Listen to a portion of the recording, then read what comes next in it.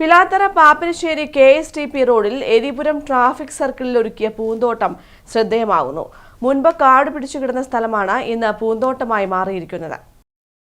Pilathara Pappinisseri KSTP റോഡിലെ ഒരു പ്രധാന ജംഗ്ഷനാണ് ഇത്. ഒപ്പം പഴയങ്ങാടിയിലേക്കുള്ള പ്രവേശന കവാടവും. ഇതിലൂടെ പോകുന്ന യാത്രക്കാർക്ക് കാഴ്ചയുടെ വർണ്ണവസന്തം തീർക്കുകയാണ് ഈ പൂന്തോട്ടം.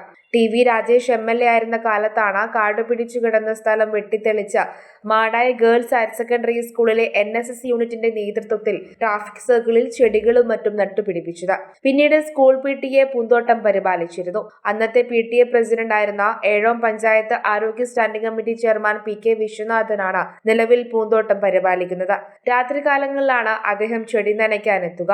നെരുവമ്പ്രത്തെ മാർജിൻ ഫ്രീ മാർക്കറ്റ് ഉടമ രാജീവിന്റെ സഹായത്തോടെയാണ് നിലവിൽ വാഹനത്തിൽ വെള്ളം കൊണ്ടുവന്ന് ചെടികൾ നനയ്ക്കുന്നത്. തോട്ടം ഏറ്റെടുത്ത് പരിപാലിക്കാൻ ഏഴോം പഞ്ചായത്തിന്റെ ഇടപെടൽ ഉണ്ടാകുമെന്ന് അറിയിച്ചിട്ടുണ്ടെന്ന് PK വിശ്വനാഥൻ പറയുന്നു. സംസ്ഥാനത്ത് തന്നെ ആദ്യമായിട്ടാണ് ഒരു വിദ്യാഭ്യാസ സ്ഥാപനം പൊതു നിരത്തിൽ ഒരു ഗാർഡൻ സംരക്ഷിച്ച് വരുന്നത്. പിന്നീടിപ്പോൾ സ്കൂൾ NSS ഗ്രൂപ്പ് ശ്രദ്ധിക്കാറില്ല. പിന്നീട് നമ്മൾ ഒരു വർഷക്കാലം ഞാനും നമ്മുടെ ബാലമുരളീസിനെയൊക്കെ വെള്ളമടിച്ചു. പിന്നെ എനിക്ക് കുറച്ച് 2-3 മാസം ആരോഗ്യ പ്രശ്നമായി. അതുകൊണ്ട് വെള്ളമടിക്കാൻ ആളുണ്ടായില്ല. ഇപ്പോൾ മറ്റേ കിണറിൽ നിന്നാണ് വെള്ളം കൊണ്ട് വയ്ക്കൽ. എനിക്ക് ആ ഒരു ചെറിയ പ്രശ്നമായതുകൊണ്ട് പറ്റുന്നില്ല. ഇപ്പോൾ നമ്മുടെ നെരുവമ്പുറത്തുനിന്ന് നമ്മുടെ മാർജിൻ ഫ്രീ മാർക്കറ്റ് ഉടമ രാജീവനാണ് ഇപ്പം വെള്ളം വയ്ക്കാൻ സഹായിച്ച് വരുന്നത്. എല്ലാ ദിവസവും അടിക്കലില്ല. ഇതിൻ്റെ ജീവൻ നിലനിർത്തലേക്ക് മാത്രമാണ് ഇപ്പോൾ ലക്ഷ്യം. ഇപ്പോൾ ഏഴോം ഗ്രാമപഞ്ചായത്ത് ഈ ഗാർഡൻ ഏറ്റെടുത്തത് ഒരു സന്തോഷ വാർത്ത കൂടിയുണ്ട്. ഇതിൻ്റെ മെയിൻ്റനൻസ് PWD നമുക്ക് അനുവദിച്ച് തന്നിട്ടുണ്ട്.